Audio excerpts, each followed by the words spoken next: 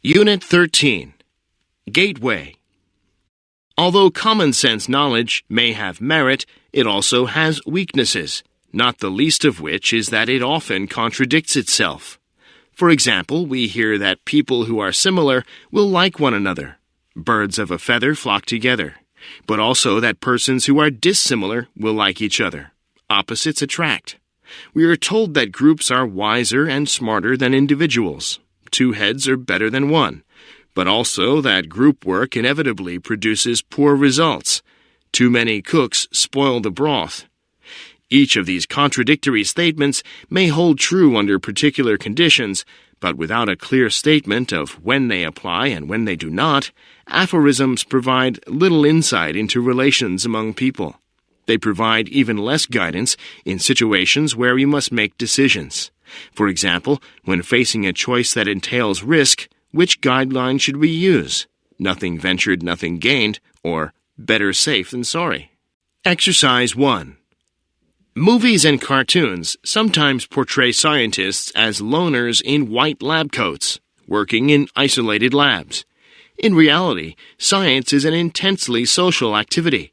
Most scientists work in teams, which often include both graduate and undergraduate students. And to succeed in science, it helps to be a good communicator. Research results have no impact until shared with a community of peers through seminars, publications, and websites. And in fact, research papers aren't published until they are vetted by colleagues in what is called the peer review process. Most of the examples of scientific inquiry described in science textbooks for college students, for instance, have all been published in peer-reviewed journals. Exercise 2. The immune system is the body's defense against foreign invaders such as bacteria. The immune system protects and preserves the body's integrity, and it does this by developing antibodies to attack hostile invaders. We know that the immune system begins to decline after adolescence, and the weakening of immune function is linked to age-related vulnerability. According to the autoimmune theory of aging, the system may eventually become defective and no longer distinguish the body's own tissues from foreign tissues. The body may then begin to attack itself, as suggested by the rising incidence of autoimmune diseases with advancing age. Exercise 3. When a painter is working for a patron, as Leonardo da Vinci did for the Medici, there can be emotional communication resulting from the artist's intention to produce something that the patron will appreciate and enjoy. Even Vincent van Gogh, who was isolated and sold few paintings in his life, cared about the reactions of his brother to the paintings that he produced. Some artists often take pains concerning the framing and presentation of their work for the benefit of the viewers of their art, such as when Mark Rothko was highly particular about the lighting of his paintings. So painting is a social process involving the communication of emotional judgments of the artist to the people who view it.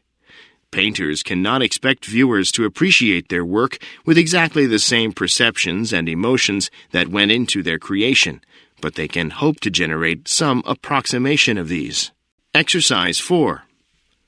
Salt was historically so costly and important in Europe that its consumption was linked to social status.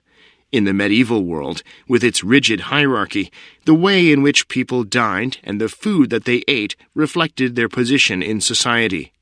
Royalty and nobility sat at the high table, positioned on a dais, while their social inferiors ate at lower tables below them. Among the privileges granted to the elite was access to salt, placed in a container on the high table.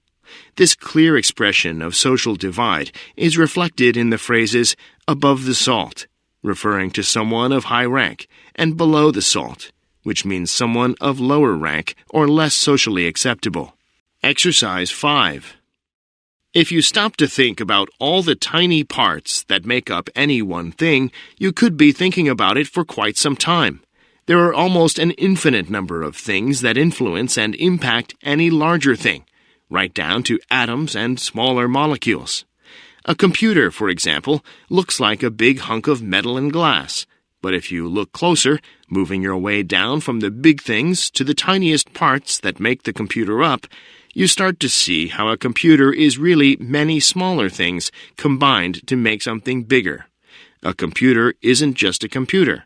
It's metal, glass, and plastic, screws, springs, wires, copper, ink, electricity, and so much more. How those small parts come together to make the bigger parts is what matters. But how often do we take time to think about that fact? Exercise 6. Taub and his co-workers have already found strong evidence that the brain can be healed by its own plasticity. Amazingly, some people who have lost the use of an arm through a stroke have been trained to use it again by having the good arm restrained and being forced to use the apparently dead one, a technique called constraint-induced (CI) movement therapy.